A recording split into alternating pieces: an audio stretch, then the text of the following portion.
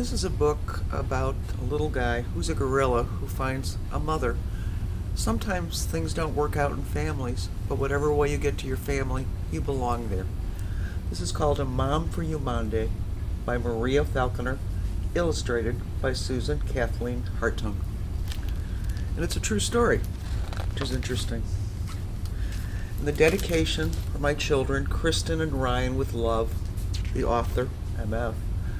For Mom and Dad, SKH, the illustrator. On a cold winter's night, the zoo is quiet, the visitors have gone home. In the darkness of the Cheyenne Mountain Zoo, a baby gorilla is born. His name is Umande, which means swirling mists in Swahili. Umande is wet and trembling. He cries as if to say, "Will you hold me?" But Quisha, his mother, doesn't. Several other gorillas come near him, but no one picks him up. One of the keepers, Mandy, brings Umande to the nursery, where he and she and the veterinarian take turns clutching him to their chests, wrapping him in warm blankets. They even give him some sugar water in a bottle. And he's waiting for someone to pick him up, but nobody does. Umande spends his night in the nursery. During the day, two more keepers, Heidi and Debbie, take turns holding him up to the mesh wall separating from the gorillas. The other gorillas sniff him and lick him, especially Quisha, his mother. She even comes when he cries. But when he's put in the area with her, she doesn't pick him up. Quisha is too young. She's never seen another baby gorilla, and she doesn't know what Umande needs. So the keepers act as Umande's mom. 24 hours a day, 7 days a week, they teach him to be a gorilla. Every day, Debbie takes him into the small habitat. She walks on her hands and knees like his mother, and then she carries him on her chest. He has to hold on tight to keep from falling. She grooms him by removing imaginary dirt and bugs from his fur, his eyes, and even his nose. When Umande cuts his first tooth, Heidi sits him on her lap and gives him bits of corn and apple. She drops crumbs in her lap, and he eats them. She teaches him to make gorilla sounds. When she's happy with him, she makes happy grumbles, which sound like purrs. But when he's naughty and bites too hard, she coughs in his face. If he doesn't learn good gorilla manners, he could get hurt when he joins the other gorillas. At night, Umande sleeps cuddled on Heidi's stomach or nestled against her side. She's warm and soft, but she's not his mother. When the other gorillas are outside, Debbie takes Umande into the big gorilla habitat. She carries him on her back to the ropes and onto logs. Sometimes she hangs her hand down for him to grab. Almost everything goes in Umande's mouth, like babies. When she tickles him on the stomach, he throws his head back, closes his eyes, and falls backward in the hay. And he loves to play chase. He tags Debbie and runs away as if to say, "Are you coming?" Umande's happy at the zoo, but something is missing.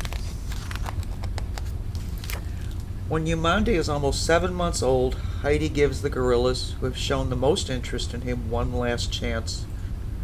Takes him to his mom.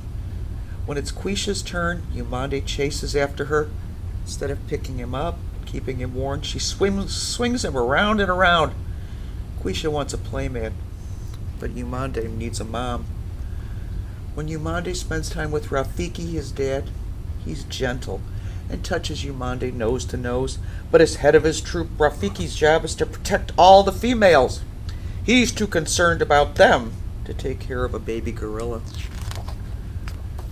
So the keepers come up with a plan. When Umande is 8 months old, Heidi and Debbie bundle him up to take him away on an airplane. They pack formula, towels, sweet potatoes and greens, dog toys, and his favorite blankets. Umande sits on Heidi's lap, peeks out the window.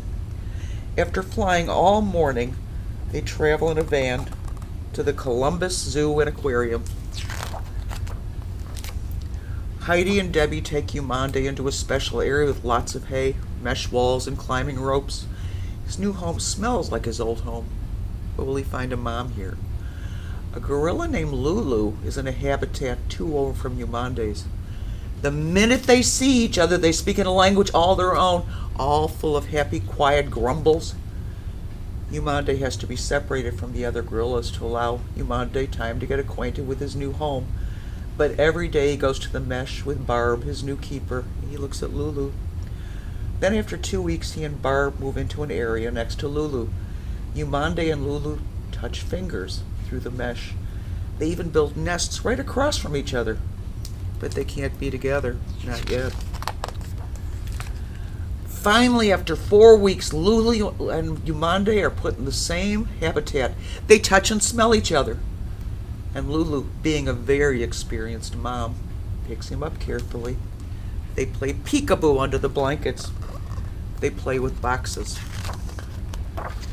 When Barb walks by, Lulu scoops Umande up and shows him off. When it's time to eat, Umande perches on Lulu's head to take his bottle. After 3 days, they are never more than an inch apart. Umande rides on Lulu's back. When she lies down, she sets him on her belly. They laugh their quiet gorilla laughs.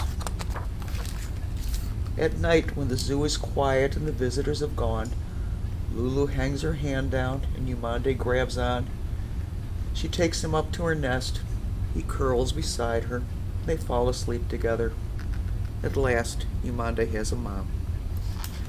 And that's the end of the story, but not really, because you know where Umande lives now? He lives at the Lincoln Park Zoo, and you can visit him there. Thank you for listening.